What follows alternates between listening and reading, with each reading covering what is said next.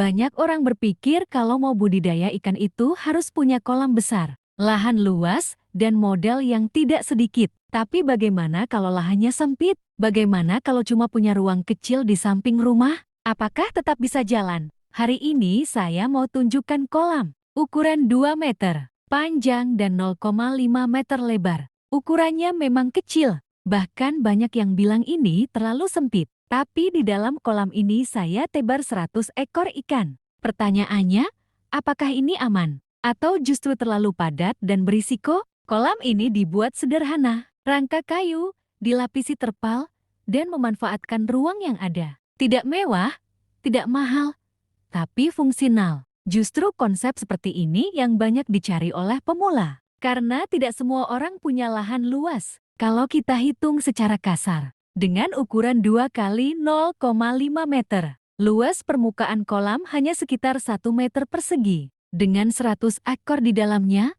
tentu kepadatannya cukup tinggi. Disinilah manajemen menjadi kunci utama. Banyak yang gagal bukan karena kolamnya kecil, tapi karena pengelolaannya kurang tepat. Air jarang diganti, oksigen kurang, dan pakan tidak terkontrol. Akhirnya ikan stres dan pertumbuhan terganggu. Di kolam kecil seperti ini, setiap detail sangat berpengaruh. Kualitas air bisa berubah lebih cepat dibanding kolam besar. Itu sebabnya sistem sirkulasi dan arasi harus benar-benar diperhatikan. Tujuan saya membuat kolam ukuran mini ini bukan sekadar coba-coba, tapi untuk membuktikan bahwa dengan pengelolaan yang tepat, skala kecil pun tetap bisa berjalan. Buat teman-teman yang punya keterbatasan lahan, jangan langsung menyerah. Kadang yang kita butuhkan bukan kolam besar, tapi strategi yang tepat. Sekarang kita masuk ke bagian paling penting, yaitu sistem air. Karena di kolam kecil, kualitas air adalah segalanya.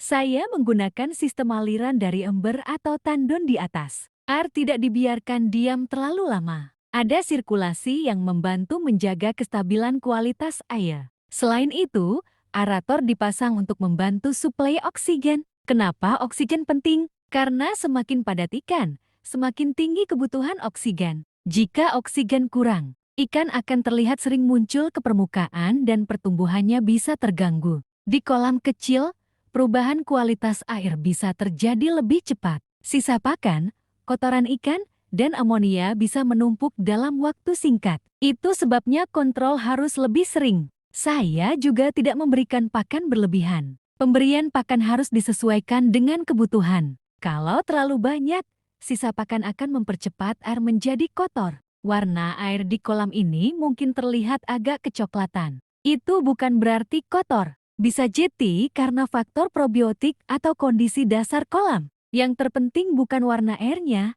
tapi kondisi ikan dan baunya. Kalau air tidak berbau menyengat dan ikan tetap aktif, itu masih dalam kondisi aman. Kolam kecil seperti ini memang tidak bisa ditinggal lama tanpa pengawasan. Tapi justru disinilah kita belajar disiplin, kontrol rutin, cek kondisi ikan, cek aliran air, dan pastikan aerator bekerja dengan baik. Banyak orang takut mencoba karena khawatir gagal. Tapi sebenarnya semua budidaya pasti ada risikonya. Yang membedakan hanyalah cara kita mengelolanya. Sekarang kita bahas kelebihan dan kekurangannya secara jujur. Kelebihannya jelas, hemat tempat, modal tidak besar, cocok untuk pemula. Bisa dijadikan percobaan sebelum memperbesar skala. Kolam kecil juga memudahkan kita dalam pengawasan. Semua sudut mudah dijangkau. Jika ada ikan yang terlihat lemah, cepat terlihat. Namun ada juga kekurangannya. Kolam kecil lebih sensitif. Jika terjadi kesalahan dalam pemberian pakan atau sirkulasi air terganggu,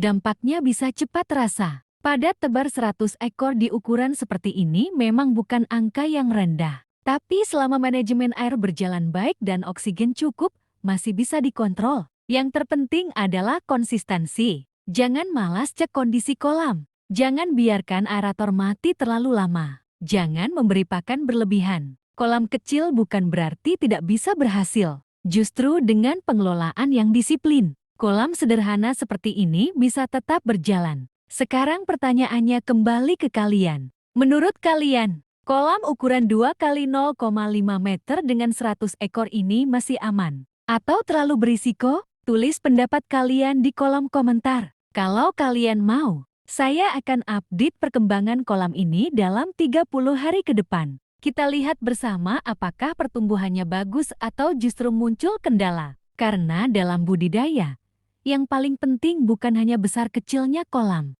tapi bagaimana cara kita merawatnya. Semoga video ini bisa jadi gambaran buat teman-teman yang punya lahan terbatas tapi tetap ingin mencoba. Kita belajar sama-sama. Kita berkembang pelan-pelan. Dan kita buktikan, kolam kecil pun bisa jalan kalau dikelola dengan benar.